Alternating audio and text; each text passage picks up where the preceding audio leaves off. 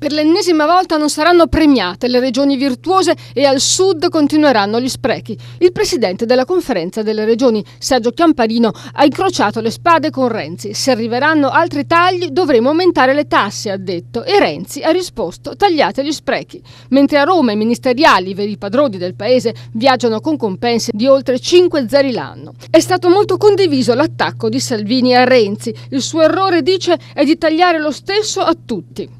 E c'è chi sorride amaro alla battuta di Renzi: vengo da una famiglia umile e onesta ed è per questo che ho deciso di salvare l'Italia. Ci sta prendendo in giro? Chiede ai suoi amici su Facebook. E poi c'è una bufala che gira in rete, si chiama fake in gergo tecnico. Il Corriere del Corsaro attribuisce a Renzi una frase che suona come una provocazione e che ha indignato tutti.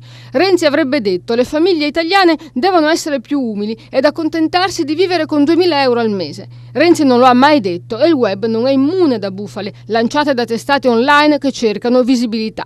Ma Renzi si muove proprio in linea con questa provocazione. Pratica tagli agli enti locali, blocca gli stipendi agli statali, ma protegge pensioni d'oro e premia i dirigenti pubblici. Per questo gli insulti che state leggendo non si sono fatti attendere. Lavora prima di parlare, gli ha detto qualcuno. Buffone, Pinocchio, pagliaccio, arrogante. Spero che a voi che lo avete votato porti via tutto. Sono gli altri commenti.